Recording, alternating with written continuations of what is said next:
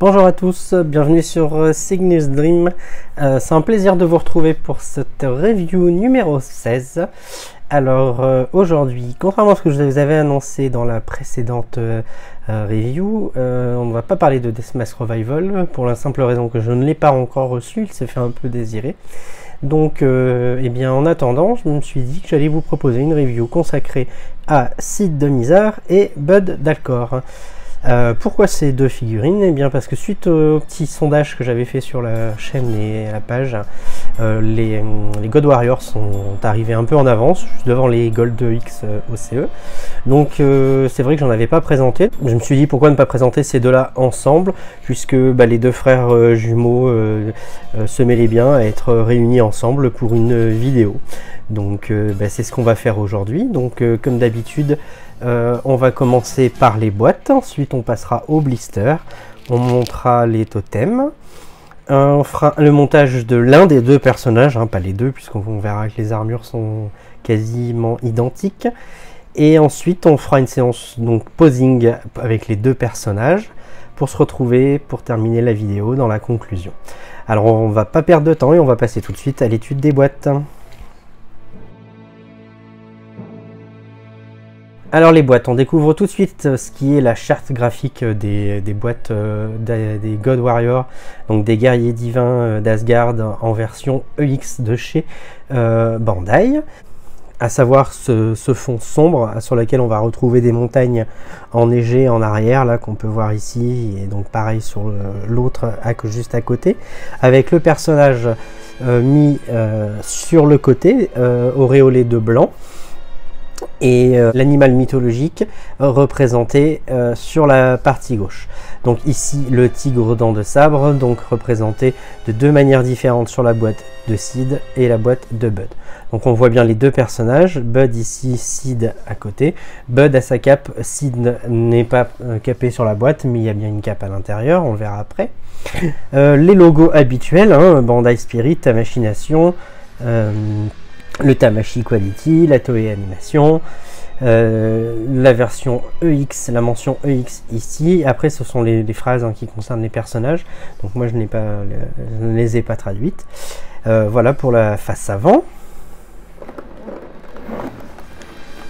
Alors sur le dessus, eh bien ça va être quasiment la même chose, puisqu'on va retrouver la constellation de la Grande Ourse dont sont tirés les 7 guerriers divins, enfin les 8 en comptant Bud, et mis en brillance bien sûr l'étoile concernée, donc aujourd'hui celle de Sid et à gauche celle de Bud.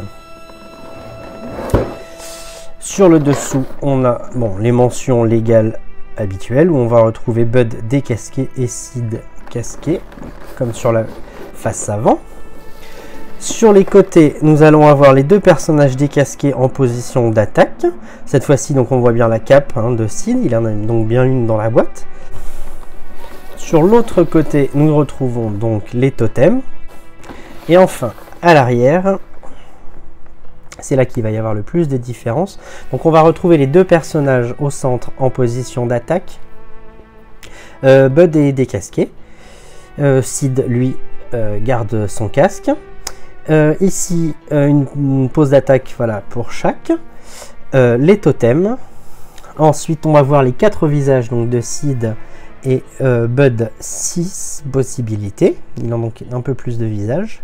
Et on va voir donc ici, on a les deux petits couteaux. Les petits poignards qu'on aperçoit dans la série qui sont offerts dans cette boîte en bonus. C'est du bonus gadget parce qu'on les utilise, personne ne les utilise clairement, mais voilà, ça a le mérite d'exister.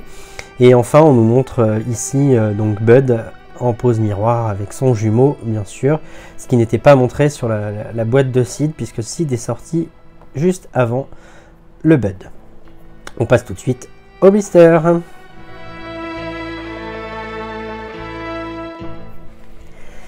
Alors, pour les blisters, on en a exactement le même nombre dans les deux boîtes, à savoir 3. Alors ici, on a les premiers donc principaux avec les personnages. Donc on va retrouver les deux personnages en mode sans armure. avec donc les épaulières, hein, les brassards, les avant-bras. À noter que pour Bud, les protège-mains sont dans ce blister, mais pas pour Sid. On voit qu'on en a 2 paires pour Bud.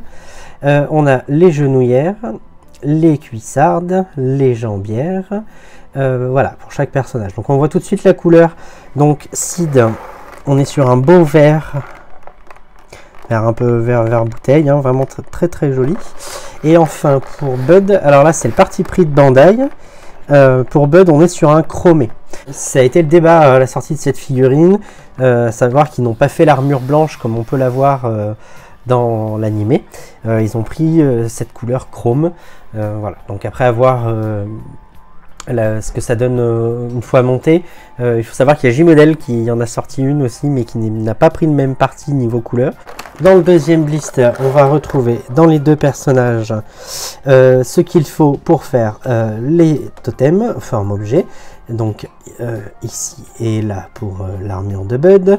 Nous avons bien les ceintures, les corsets, les parties de la poitrine, ce qui vient fermer le dos si jamais vous ne mettez pas la cape. Ça c'est aussi pour le totem, et là nous avons le casque avec la possibilité de l'avoir fermé, donc bien sur les 2 personnages. Donc là on est sur des blisters, hein, identiques, hein, il n'y a aucune différence à part la couleur. Troisième et dernier blister.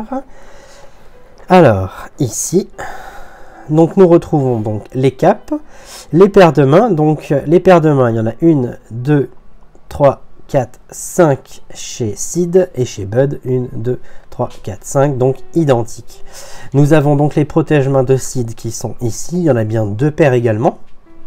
Et alors au niveau des visages, c'est là qu'on va avoir une différence. Donc Sid en a 4, le neutre qui est sur la figurine. Nous avons un visage aux yeux fermés, un visage un peu souriant et un visage hurlant. Et pour Bud, alors bien sûr les visages sont identiques, hein, puisqu'ils sont jumeaux. Donc on a le neutre, un visage légèrement souriant, ici un visage un peu plus démoniaque, un visage aux yeux fermés, un visage hurlant et un visage semi-ombré, tel qu'il peut nous apparaître dans la série quand il se cache derrière son frère. Donc on voit que lui a 6 visages et Sid en a que 4. Bon, un choix de la part de Bandai, hein, ils ont été un peu plus généreux sur Bud que sur Sid. Et bien sûr nous avons donc les 2 petits couteaux, hein, que je vous montre ici uniquement, je ne reviendrai pas dessus. Il est écrit dessus Sid et Bud, hein, pour chacun. Ce sont bien les 2 petits couteaux qui sont offerts dans la famille de Sid et Bud à la naissance des enfants. Voilà. Et il y a bien évidemment, comme toujours chez Bandai, donc une notice dans chacun. Voilà. Donc celle de Sid en 3 pages, comme d'habitude, le détail des pièces, le montage sur le personnage et le passage en mode totem. Et on va pouvoir constater tout de suite que celle de Bud est identique, bien sûr, à part au niveau du détail des pièces, on va nous parler des 2 couteaux. Mais sinon, on est bien sur la même chose. Donc je vous propose de monter tout de suite le totem hors caméra et on se retrouve avec les 2 totems montés. Allez, à tout de suite.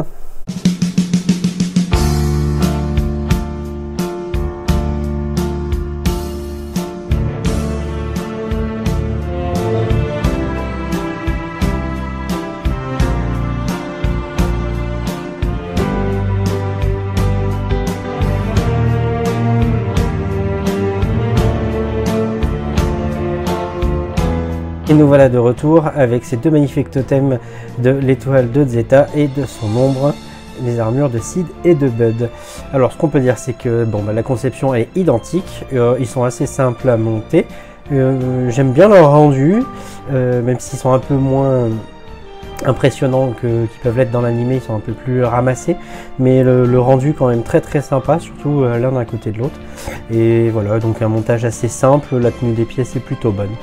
Je vous propose de passer tout de suite au montage sur personnage. A tout de suite.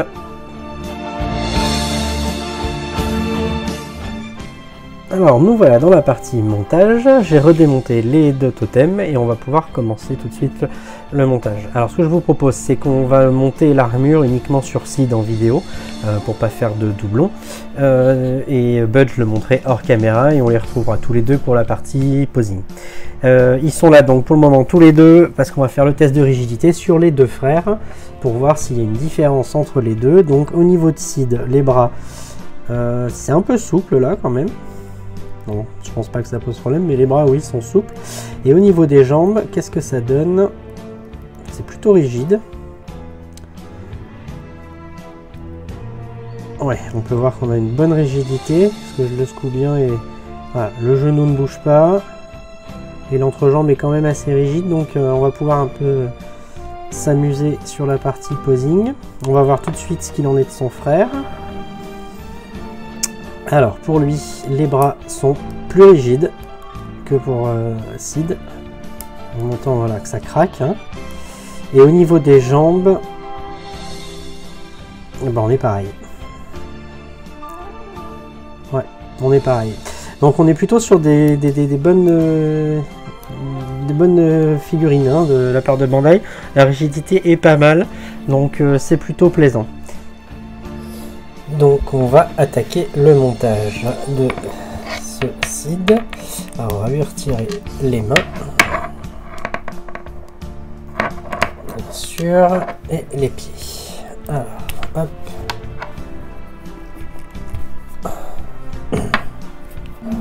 Alors hop.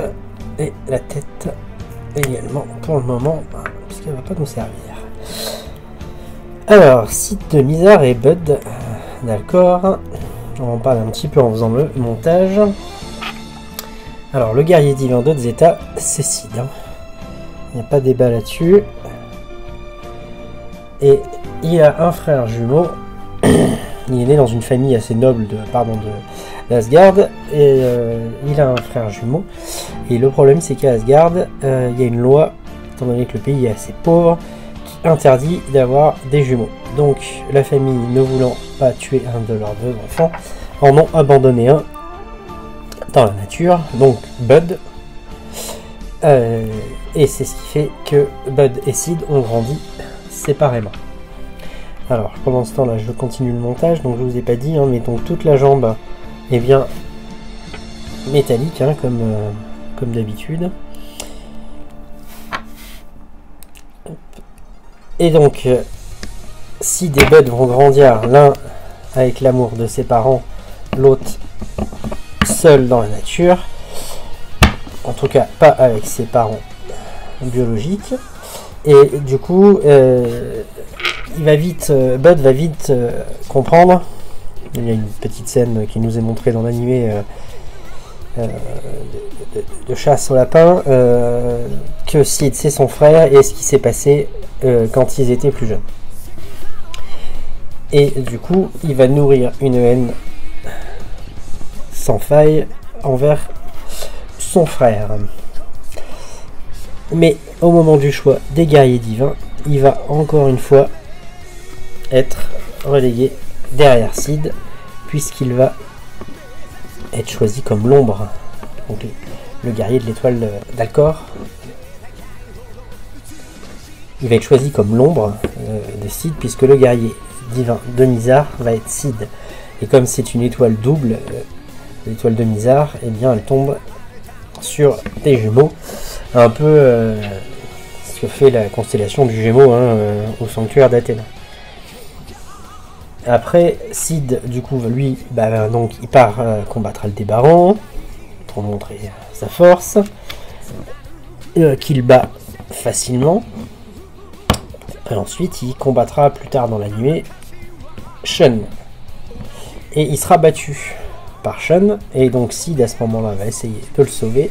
Enfin, Bud, pardon, va essayer de sauver Sid à ce moment-là. Et du coup, ce sera quand même trop tard. Et en fait, c'est là que Bud va rentrer en scène. Et va combattre, cette fois, Ikki. Après avoir mis KO Shun et Shaina. Il va combattre Ikki. et bien sûr et qui va lui faire découvrir ses vrais sentiments pour son frère, à savoir qu'en fait il l'aime et il l'a protégé. Donc contre Aldébaran il l'a aidé, et bien sûr contre Sean il est intervenu en vain, mais il est intervenu pour essayer de sauver son frère. C'est un combat assez tragique, un peu comme tous les combats d'Asgard. Là je vous ai fait un résumé vraiment très court. C'est un combat très tragique, mais pour moi c'est l'un des plus beaux d'Asgard, avec celui de Mime. Les deux combats d'Iki sont assez difficiles dans cette saga. De toute façon tous les combats sont assez impressionnants niveau tragédie dans cet arc, mais hop, la zone a sauté. Les deux frères atteignent un summum. La scène où Bud part en portant le corps de Sid dans les bras et va mourir avec lui dans les plaines glacées est assez impressionnante. C'est vraiment des personnages intéressants en tout cas, et bien content de pouvoir vous les montrer quand même en vidéo. Donc c'est des figurines qui sont sorties maintenant il y a 1 an peut-être pour Bud et 2 ans pour Sid. Voilà, mais je me suis dit que c'était l'occasion de vous les montrer en attendant le Deathmask Revival. Donc je vous l'ai pas dit, mais donc la ceinture est full métal. Donc on a bien une petite fixation, il n'y a pas de fixation par dessus, je veux dire, c'est bien juste à enfoncer devant. La partie abdominale est quant à elle en plastique comme d'habitude, et les bras eux sont en métal. Donc on va pouvoir mettre la partie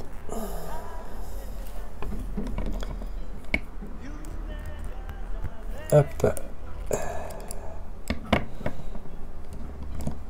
pectorale, voilà la partie du plastron. Pas faire de bêtises. Toujours un peu de mal sur ces personnages, je sais pas pourquoi. Voilà. Hop. Hop là. Hop. Alors on va fermer tout de suite à l'arrière avec la cape. Mais c'est des personnages assez vite montés, hein. Il n'y a pas de complexité dans leurs armures. Hop. Rendu efficace et vite monté, donc c'est plutôt sympa. C'est ça que je voulais vous les montrer. Hop, on va mettre les deux épaulières métalliques également, bien sûr.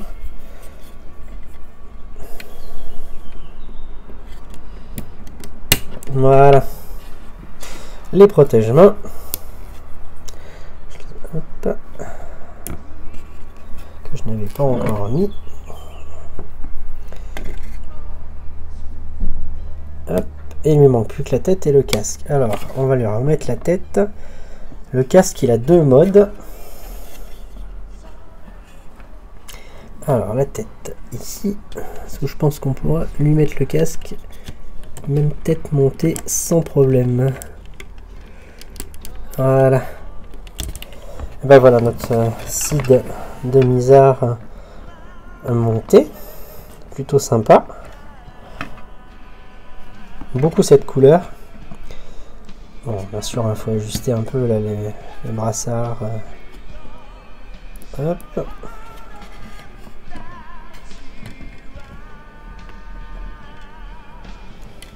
Hop. Voilà.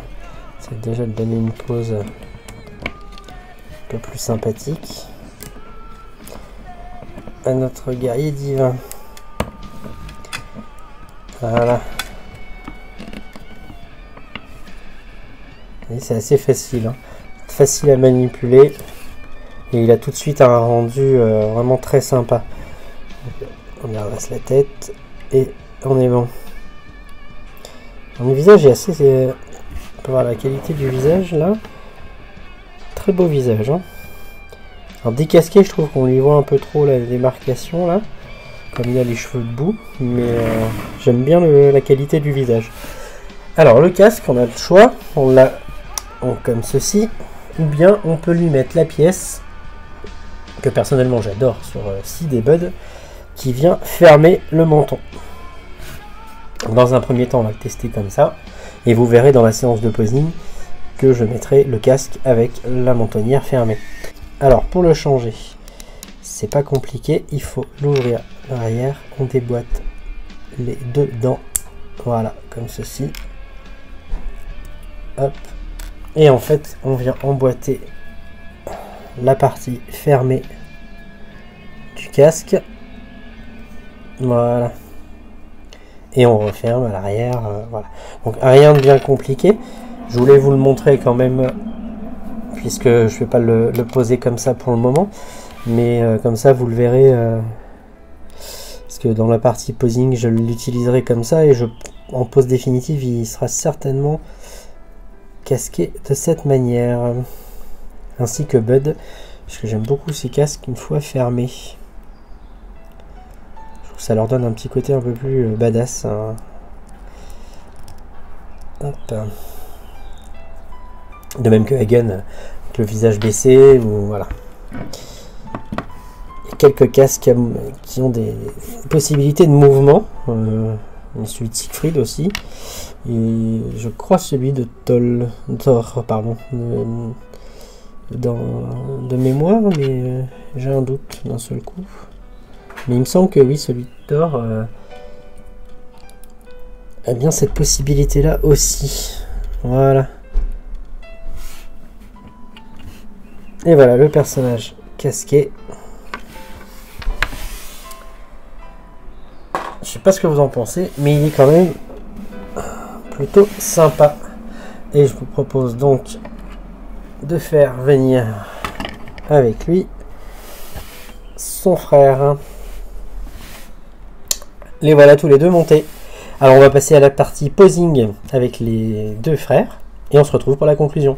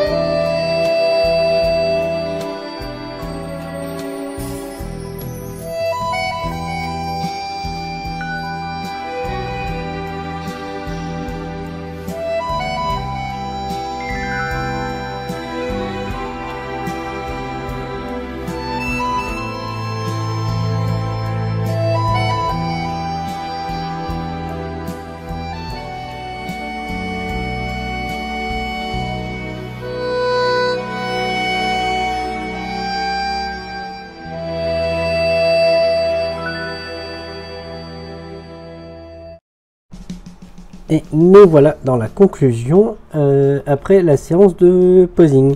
Alors, qu'est-ce que je peux dire comme point négatif? Alors, point négatif, c'est que malgré que l'armure de Bud, bah, je l'ai montée quand même quand je l'ai reçue, donc l'année dernière, je l'avais essuyée, mais là, il y a quand même de l'huile. Elle était arrivée à l'époque avec beaucoup d'huile protectrice dessus, donc elle en devenait très glissante. Bon, alors après, c'est un inconvénient et un avantage, ça veut dire qu'ils ont essayé de la protéger un tant soit peu. Elle est quand même un peu molle au niveau des jambes finalement à la manipulation. Bon, voilà, bon, ça reste dans la bonne moyenne de Bandai, mais on peut mieux faire. Sid, là où il n'est pas rigide du tout, en fait c'est l'articulation pour mettre la partie abdominale. En fait, dès qu'on y touche, elle monte. Et voilà. On sent que les crans sont vraiment très légers. Et la peinture sur Sid est à mon avis assez fragile. Hein, il n'y a pas de débat là-dessus. Je pense pas qu'on ait la peinture de meilleure qualité qui existe. Il y a moins de problèmes sur celle de Bud, puisque à mon avis il y a moins de peinture. Hein. Je pense qu'on a plus des pièces à nu. Il y a des effets qui sont mis dessus, il n'y a pas de souci, mais voilà. Alors les points positifs maintenant.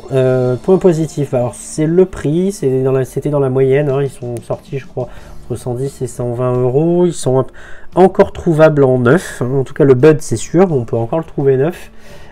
Sid, je ne pense pas, mais sur le marché de l'occasion, il doit être resté assez abordable, contrairement à Hagen qui est vite grimpé.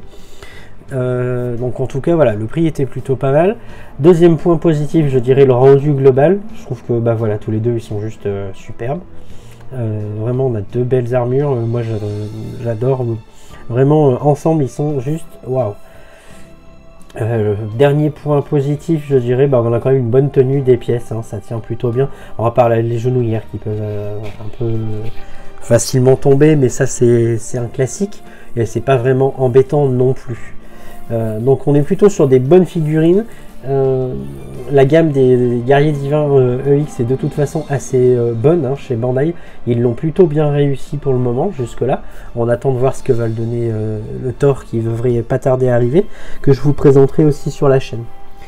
D'ailleurs si ça vous dit, hein, vous me dites dans les commentaires et je pourrais vous présenter bien sûr dans ces cas là d'autres guerriers divins EX. Il n'y a pas de souci si c'est une gamme qui vous plaît. Voilà, on arrive à la fin de cette 16e review. Bien sûr, si elle vous a plu, bah, n'hésitez pas à liker, à commenter ou vous abonner à la chaîne aussi. Hein, ça fait toujours plaisir quand vous mettez un petit like et un commentaire. La prochaine review devrait être donc la petite surprise. Et normalement, après, bah, en 17e review, ça sera la Deathmask, je pense, hein, qui devrait pas trop tarder à arriver. Je vous souhaite une bonne journée et on se retrouve très bientôt sur la chaîne. Allez, à très vite. Ciao!